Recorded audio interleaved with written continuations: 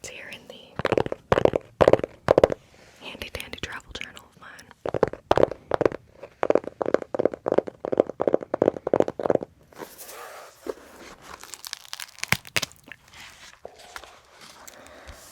First one is Turkish.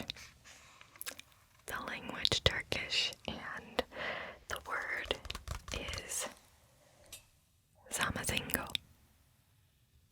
Zamazingo, with a Z, with a Z. Zamazingo. It's kind of hard to whisper a Z, so it might come off as a C sound, but it is Zamazingo. Zamazingo. And it's basically, anything that's a complicated name that you either can't remember or it's just hard to pronounce. So it's probably said faster too, like Zamazingo. But it's almost like a little tongue twister with this one. Zamazingo. Also sounds fun, like, I don't know. It just is a fun word. Then we have Japanese. This word is nani nani. Nani nani. Not to be confused with nani, which you may have heard before because it's used quite frequently in anime. And the literal translation of nani is what? Like, what? Nani? Nani is what, but it's used like to mean, oh, such and such, or this or that. I've been out on a long day doing this or that. Such and such. Nani. It's a vague kind of word that's used as a placeholder. The next language is Hebrew. And the word that would be said is chupchik.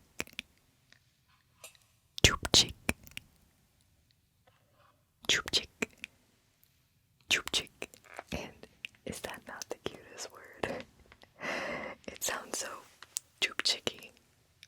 Yeah, but basically it means like a little something, could refer to any small item or part of an item whose name has just escaped you for that minute, or maybe doesn't even have a name, so you're just kind of calling it that chupchik. Like, oh, I saw that chupchik over there. I think a good example would be if someone's wearing like a little flower crown, but you didn't know the name of it. You'd be like, oh, I saw that one girl wearing a chupchik on her hair, and it was cute. You know what I'm saying? Good. Next word is in Italian. It's caso. And again, it's kind of hard for me to whisper the Z, but it has like a Z sound, even though it's spelled C-O-S-O. It's caso. You know what I'm saying? Caso is translated to like thingy, instead of thingamajig, it's like thingy, that thingy. So it's, what you don't know to call something again, so it can be used for objects or for people, and, if you want to tell someone like, oh, pass me the caso, you know what I mean? But, of course, say everything in Italian. It would be kind of weird if you spoke Italian, English, Italian-ish. I guess people do that, like Spanish and English, Spanglish, so I guess that's not weird if you're half Italian, half American, But what is the word for that? Spanglish makes sense, but how do you do Italian English? Italianish. It just does not roll off the tongue. Regardless. Caso. could also be used if you're don't remember someone's name, right? So if you're just like, oh, that, what's his name? What's that? Dr. Kazo, Mrs. Kazo, So, next word is in Galician. Now, this language is not as popular, so if you don't know about it, I'll give you a little context. Galician is a member of the Romance language, and it is spoken in Galicia, surprise, surprise, which is on the border of Portugal, and it also is a sister language of Portuguese. Ooh. So, and Portuguese will be the language after this. So, but for Galician to say whatchamacallit, you would say it's kind of similar to Italian. Instead of caso, it's cosa. Cosa. Cosa. Cosa. Capiche? Great. Well, next language is Portuguese. And again, all these three languages kind of have similar starts to them because they're all kind of connected a little bit more than, say, like Japanese. So, in Portuguese, it's coisa, which is kind of like koi, and add za to the end of that. Like, oh, stop being so coy, za. But that's not how the word's used, so don't use it like that. It means thing, Like, oh, toss me that coisa over there. There are other ways to say thingamajig in Portuguese. The other way you could say it is treco,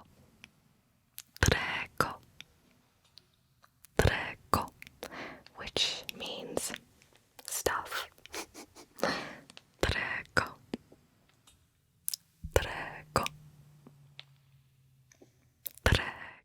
Another way you can say thing or an object that you just have difficulty characterizing in Portuguese is troco.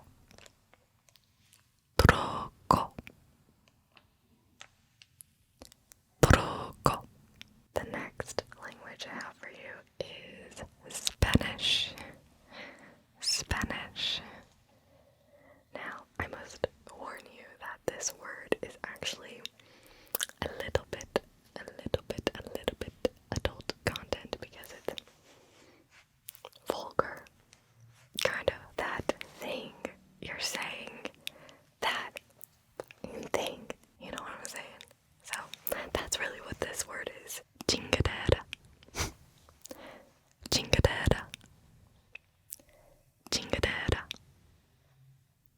Chingadera. So, yeah, use that word wisely. If you're at the point where you really can't think of the word and you're just getting upset, like, that's a good time to use it. You're like, where is that chingadera? You know what I mean? I don't know, this is how I learn languages, my friends. I have to associate. Next one is Danish.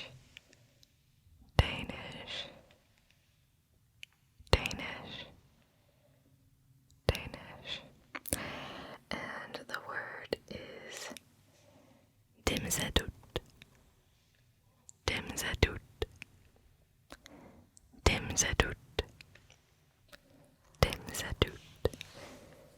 And yeah, there's not much to say about this one except that, it kind of just means like, whatchamacallit.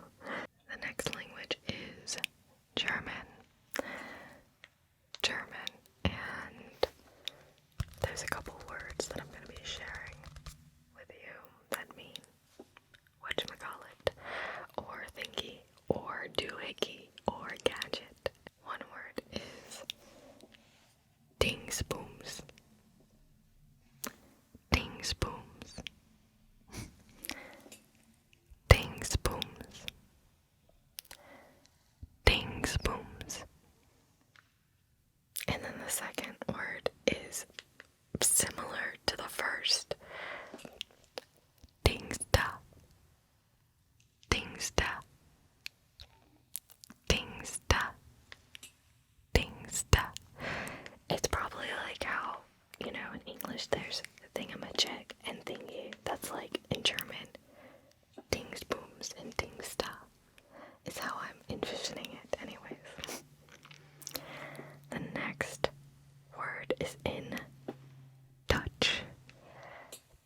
language, and this word is a little tough, so bear with me on this one. It's, yeah, Huppeldepup. Huppeldepup. Huppeldepup. And yeah, you would say this to be like meaning what's his name or what's her name. I'm not going to try to use that one in a sentence. I'm not going to lie to you. But it is a fun word if you can pronounce it. The next language is Czech. Czech. Czech. Czech. And this word means thingamabob or whatnot. And yeah, thingamabob is like thingamajig or thingy or whatchamacallit. So the word is tentonons. Tentonons. Tentonons. Tentonons. Yeah, there you have it. The next language is French. French. French. French. And the word means thingy. It's méchant. Méchant. Méchant. Méchant. You can also say a different word in French. It's trick. Trick. It kind of sounds like a trick, but like think of trick or treat, but squishing those two together and adding a K at the end. And like kind of like almost laughing when you say it, and then you get trick. But like don't laugh, but you know, just if you're trying to need some support in pronouncing. Trick. Or like if you're kind of like a vampire and you're like playing a trick on someone, you know. Trick. Trick. And yeah, for trick it's more along the lines of meaning a gimmick, a knick-knack, or a thingamajig. I like a trick. It has like a nice rolling of the R. Next language is Slovak. Slovak. Slovak. Slovak. There's a few different words for this one as well. The first word is one. One. One. One. Now this word is like thing, and it's not necessarily one single word that could be used for all situations. It just kind of depends on the situation. But it is a gender neutral word because, you know, in this language, like quite a few other languages, there are feminine words and masculine words. Kind of like in Spanish, if you say something is bonita, that's like pretty for a girl. Bonito is like pretty for a boy. So it's kind of like that, but in Slovak, one is gender neutral. But if you wanted to say for something, you're talking about an object that is a female